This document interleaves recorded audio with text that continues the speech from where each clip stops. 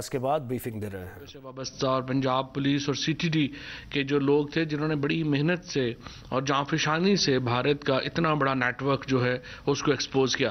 میں آپ کو یقیناً یہ بات بتانا چاہتا ہوں کہ یہ ایک جو نیکسس ہے جس کی کچھ تفاصیل آپ کو انشاءاللہ مجھے امید ہے کہ اگلے چند ہفتوں میں جو ہے وہ آپ کے سامنے لے کے آئیں گے، جس میں آپ کو بڑے واضح طور کے اوپر نظر آئے گا کہ جو اکاؤنٹس ہیں، جو لوگوں کے نام ہیں، دہلی سے جن بینکس سے ذریعے وہ پیسے ٹرانسفر ہوئے، یہ تمام تفصیلات بھی آپ کے سامنے آئیں گی. سو کابینہ نے بڑی اس کے اوپر تسلی کا اظہار کیا ہے، اور یہ کلبھوشن جادیو کے بعد دوسرا سب سے بڑا دہشت گردی کا نیٹ ورک تھا انڈیا کا جو پاکستان میں ایکسپوز ہوا ہے. اور اس کے ساتھ ساتھ ہم نے الحمدللہ بلوچستان میں بھی جو بھارت کی ایک ٹیررزم نیٹ ورک تھا اس کو بڑی کامیابی سے توڑا ہے، اور جو بھی اس میں لوگ ملوث ہیں ان کو بھی ہم نے کافی حد تک اپریہینڈ کر لیا ہے. اور انشاءاللہ مجھے امید ہے کہ اس کے نتیجے میں پاکستان کے اندر جو ایک امن و امان کی سچویشن ہے اس میں بہتری آئے گی. اور اس کے ساتھ ساتھ میں آپ کو یہ بھی بتاتا چلوں کہ جو بلوچستان میں وزیر اعظم صاحب نے جس طرح سے کل اعلان کیا ہے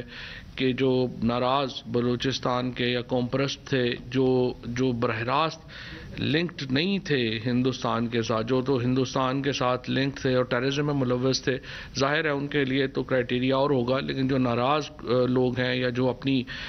کچھ اور سیاسی مسائل کی وجہ سے جو ناراض تھے ان کے ساتھ مذاکرات کے لیے، بات چیت کے لیے ایک باقاعدہ پلان کے اوپر کام شروع کر دیا گیا ہے. اور انشاءاللہ تعالی آپ دیکھیں گے کہ بلوچستان جلد جو ہے وہ امن کا گہوارہ بنے گا. اور یہ اس لیے بھی ہمارے لیے بڑا امپورٹنٹ ہے کہ جو سی پیک کے جو اس وقت آپ کو ثمرات ہیں ان میں بلوچستان بہت ہی اہمیت کا حامل ہے. اور کل کا جو دورہ تھا وزیر اعظم صاحب کا گوادر کا، وہ اس کا ایک دفعہ پھر اس چیز کا ایک ایویڈنس ہے، اس کی شہادت ہے کہ ہم سی پیک کو کتنی اہمیت دیتے ہیں. اور آج 5:15 بجے تقریباً وزیر اعظم صاحب جو چائنا کی کمیونسٹ پارٹی آف چائنا ہے اس کی جو 100 سالہ اینیورسری ہو رہی ہے اس میں بھی شرکت کریں گے اور ورچوئل خطاب کریں گے چائنا کی سی پی سی سے. اسی طریقے سے آج کی جو کابینہ کا جو اجلاس تھا اس میں حسب معمول الیکٹرک جو ہماری ووٹنگ مشینز ہیں ان کے اوپر بریفنگ ہوئی. اور شبلی فراز صاحب نے بتایا ہے کہ 15 جولائی تک جو ministry of science and technology کے جو ادارے ہیں وہ بھی اپنی مشین جو ہے وہ تیار کر لیں گے. جہاں تک ٹیکنالوجی کا تعلق ہے، ای وی ایم ٹیکنالوجی بڑی میچور ہے اور کمپنیاں بھی اس کو بنا رہی ہیں. منسٹر سائنس اینڈ ٹیکنالوجی کا جو انڈیجنس اسٹرکچر ہے وہ بھی اب اس قابل ہے کہ وہ یہ مشین جو ہے وہ بنا سکے. اور ہم نے پھر اوورسیز پاکستانیز کی جو الیکٹرانک ووٹنگ ہے اس کے اوپر بھی منسٹری آف آئی ٹی نے اور امین الحق صاحب نے اور ڈاکٹر بابر اعوان صاحب نے بھی بریفنگ دی. اور ایک کمپریہنسو جو الیکٹورل ریفارمز ہیں جن کے ذریعے ہم ایک یہ حق دینا چاہتے ہیں اوورسیز پاکستانیز کو ووٹ کا، اور الیکشنوں میں پاکستان کے اندر الیکٹرک ووٹنگ لانا چاہتے ہیں، اس کے متعلق اپڈیٹ کیا. اور ہمیں امید یہ ہے کہ 15 جولائی تک انشاءاللہ ہم یہ جو الیکٹرک ووٹنگ کا نظام ہے وہ ہم مکمل طور کے اوپر تیار کر پائیں گے. کابینہ کو گزشتہ اجلاسوں میں لیے گئے فیصلوں پر عمل درآمد کی رپورٹ پیش کی گئی. اب تک کابینہ کے 141 اجلاس ہوئے ہیں جن میں 3776 فیصلے کیے گئے. ان میں 3444 یعنی تقریباً 91% 91% جو فیصلے ہیں ان کے اوپر عمل درآمد ہو چکا ہے. 66 کے اوپر جو عمل ہے وہ جاری ہے، اور 123 ایسے فیصلے ہیں جن پر عمل درآمد میں تاخیر ہوئی ہے، اور 142 فیصلے مفاہمتی یادداشتوں سے متعلق ہیں یا معاہدوں سے متعلق ہیں جو کہ کابینہ نے لیے ہیں. اسی طریقے سے مختلف وزارتوں میں متعلقہ زیر التواء فیصلوں سے متعلق معاملات پر بھی غور کیا گیا. اس وقت جو ایک آؤٹ پور ہے پاکستان میں ٹورزم کا، اور ناردرن ایریاز میں آپ دیکھتے ہیں کہ بہت زیادہ ٹورسٹ جو ہیں وہ جا رہے ہیں، لیکن جو گلگت کی اسپیشلی فلائٹس ہیں ان میں آپ کو کافی پرابلمز آتی ہیں کیونکہ وہ جو ایئرپورٹ ہے وہ آل ویدر ایئرپورٹ نہیں ہے، سارے موسموں کے لیے وہ کارآمد نہیں ہے. تو ابھی ہم نے سکردو کو ایک انٹرنیشنل ایئرپورٹ بنا رہے ہیں، لیکن اس کے ساتھ ہم چاہتے ہیں کہ سکردو اور گلگت بلتستان جو ایئرپورٹس ہیں ان کو آل ویدر ایئرپورٹس بنایا جائے. اور سول ایویشن کو وزیر اعظم صاحب نے یہ ہدایت کی ہے کہ ایک پورا منصوبہ لے کے آئیں جس کے ذریعے ان ایئرپورٹس کو جو ٹورزم کے متعلق ہیں ان کو ہم آل ویدر ایئرپورٹس بنائے جا سکیں، اور ان میں گلگت اور سکردو ایئرپورٹ جو ہیں ظاہر ہے کہ ان کی سب سے زیادہ اہمیت ہے۔ اسی طرح سے وزیر اعظم صاحب نے یہ سول ایویشن ڈویژن کو ہدایت کی ہے کہ جو معذور افراد ہیں ان کو جہازوں میں اتارنے اور چڑھانے کے جو انتظامات ہیں ان میں خاطر خواہ بہتری لانے کی ضرورت ہے، اور انہوں نے اس میں تاکید کی ہے کہ اس کے اوپر جو ہے وہ آپ کارروائی کریں، اور جو معذور افراد ہیں ان کی جو بورڈنگ اور ڈی بورڈنگ ہے اس کو آپ اس کو غور سے دیکھیں اور کیا ہم بہتری لا سکتے ہیں۔ سرکاری ملازمتوں میں بہتری کے لیے شفاف اور قابل اعتماد ٹیسٹنگ نظام لانے کے حوالے سے وزیر اعظم صاحب نے ہدایت کی ہے۔ ہو یہ رہا ہے کہ ہم نے ٹیسٹنگ سروس جب شروع کی ملازمتوں میں تو اس میں بہت سارے جو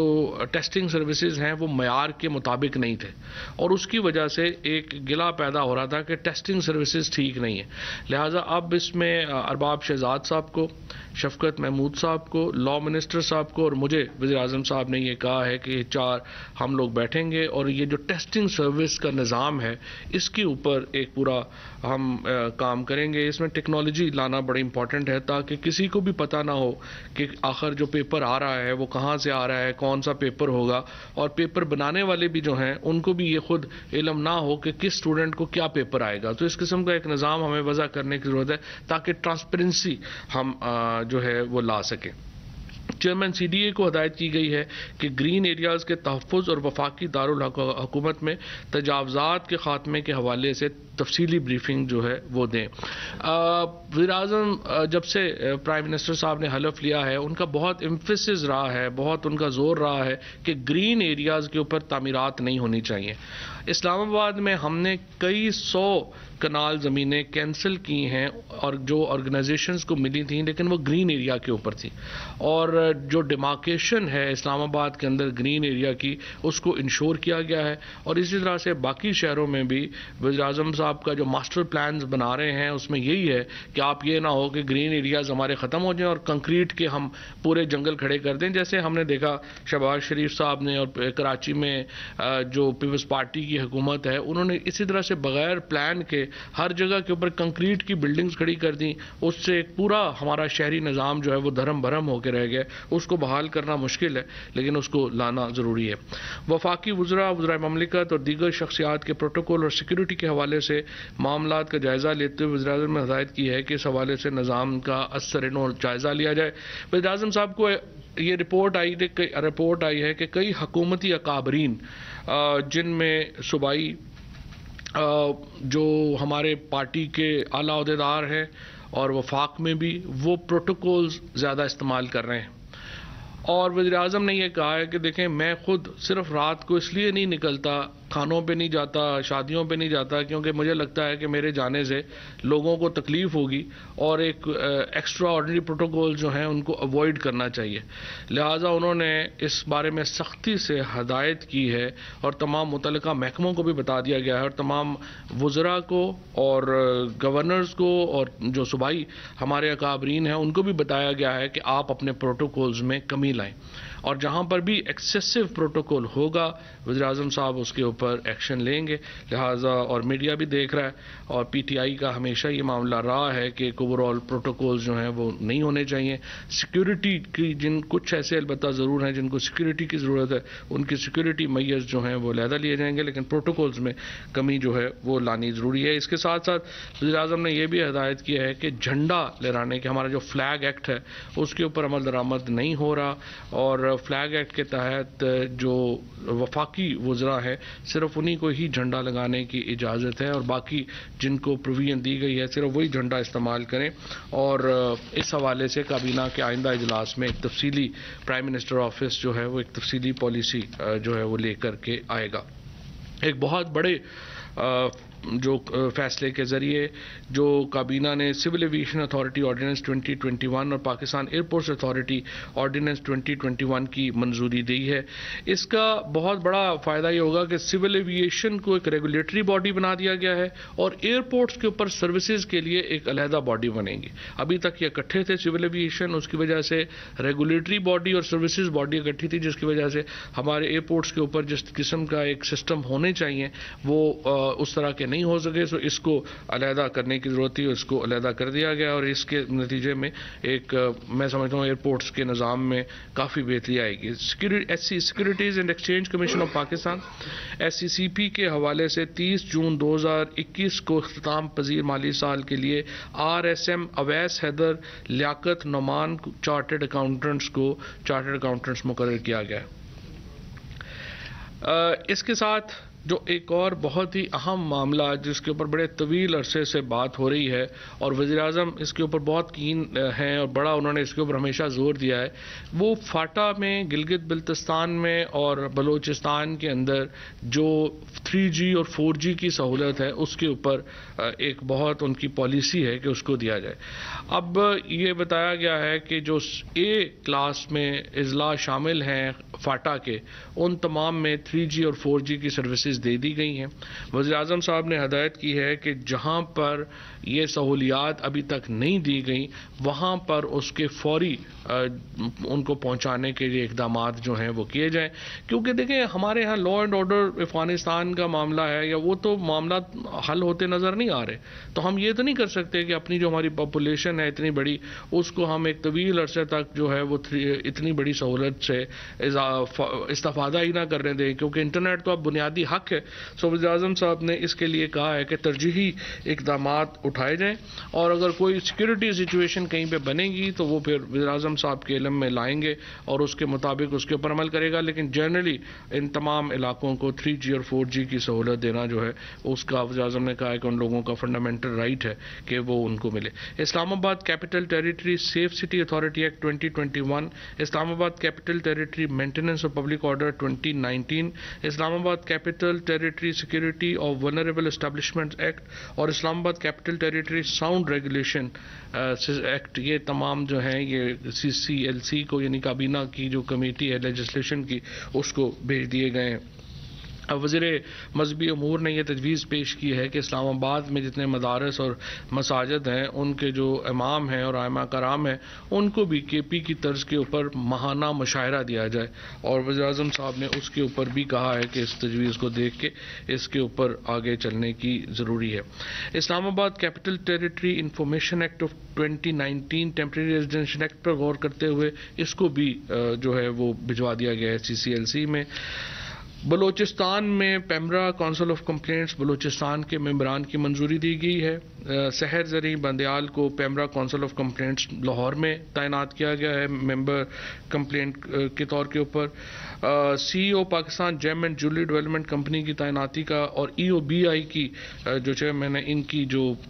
تعیناتی کا معاملہ ہے اس کو مؤخر کیا گیا ہے۔ کورونا ویکس کے طول و عرض میں واقع اراضی کے بہتر انتظام اور ان کو بہتر بروکار لانے کے حوالے سے federal government properties management authority کے قیام کے حوالے سے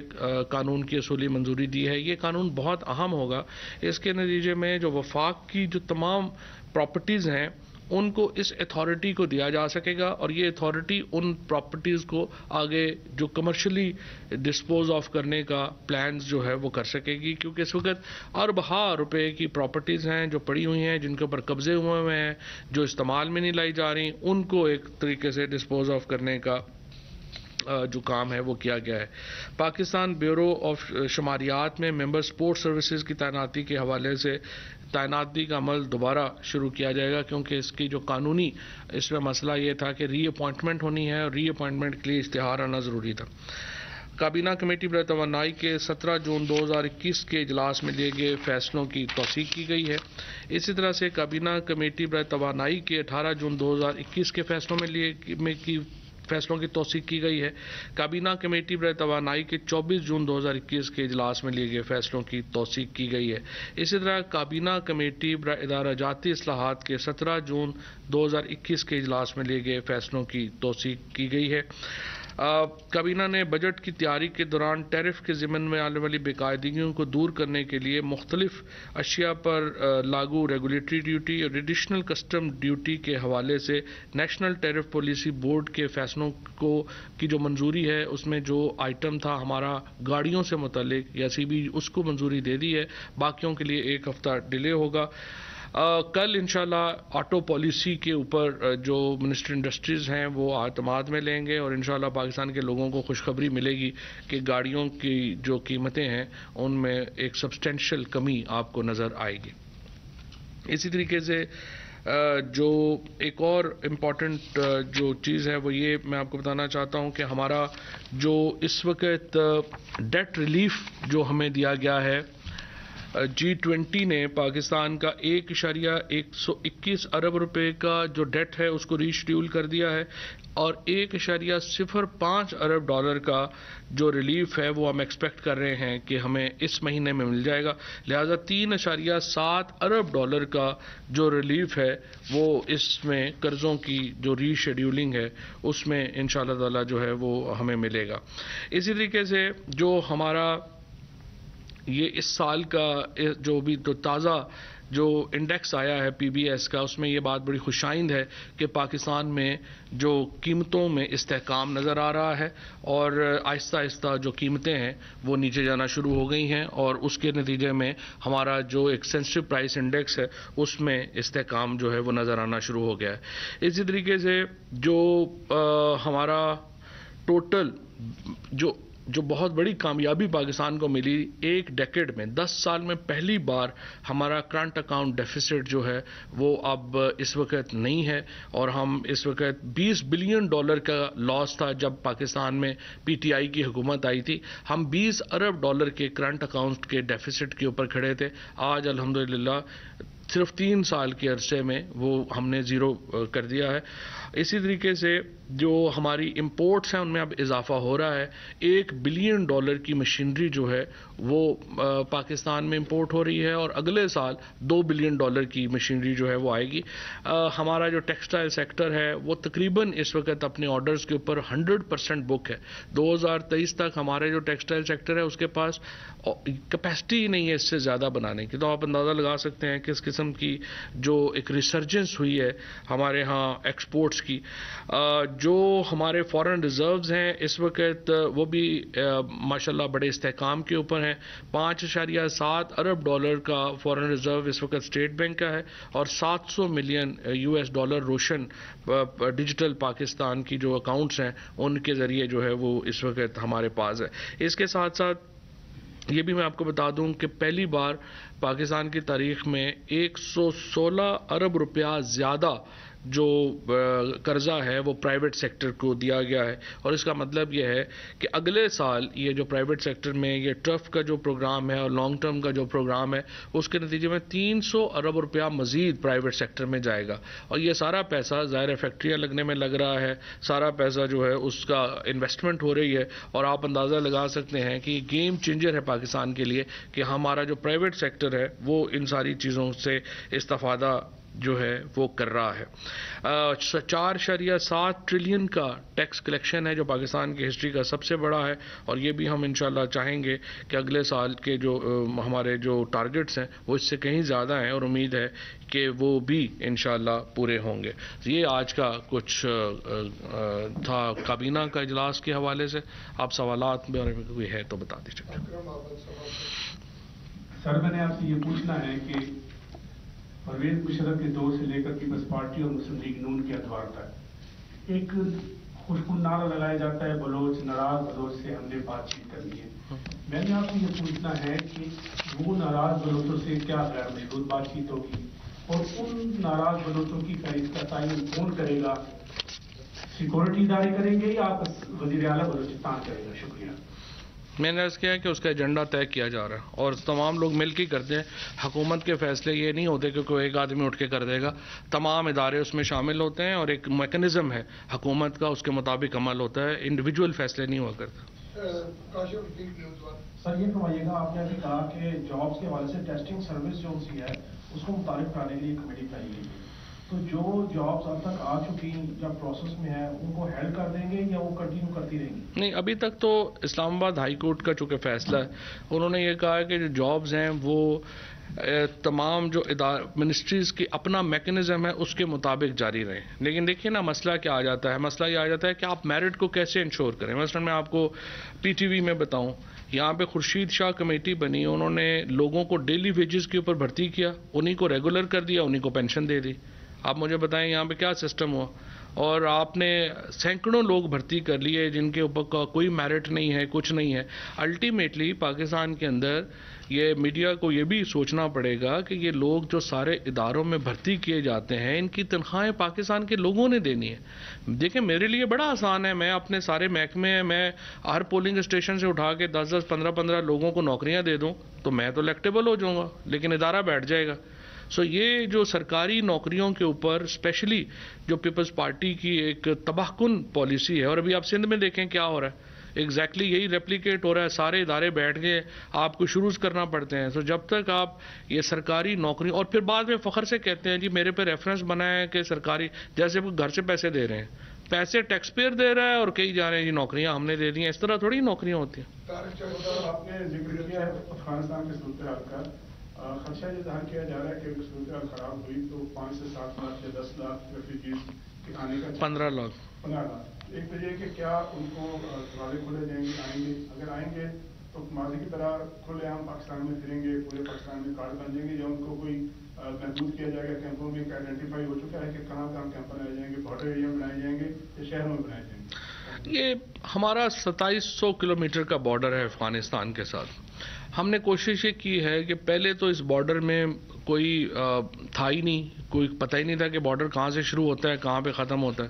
اب ہم نے وہاں پہ بارڈ لگا دیا. 90% جو علاقہ ہے افغانستان کا اور پاکستان کا اب وہ بارڈ لگی ہوئی ہے، اس کے اندر گیٹس بنائے گئے ہیں. کوشش ہماری یہ ہے کہ جو پاسپورٹ کا کسٹمز کا نظام جو باقی دنیا میں جس طرح ہوتا ہے اسی طریقے سے ہم یہاں پر بھی لے کر کے آئیں. اب یہاں پر جو اس وقت سچویشن ہے، ہم ایکسپیکٹ کر رہے ہیں کہ بالکل افغان ریفیوجیز جو ہیں وہ آئیں گے، اور اس کے لیے ہماری کوشش یہ ہے کہ ہم بارڈر ریجن کے 7 کیمپس بنائیں گے، اور کوشش یہ ہوگی کہ ہم بہت زیادہ جو اندر جو ہے وہ نہ آئیں. لیکن اس میں ہمارے مشکلات ہیں. مشکلات یہ ہیں کہ دیکھیے وہاں پہ لوگوں کی رشتہ داریاں ہیں، لوگوں کی گھر ہیں. یہاں پہ تو ہمارا تو کچھ اس طرح کا ہے کہ ایک فیملی ادھر رہ رہی ہے، دوسری فیملی ادھر رہ رہی ہے،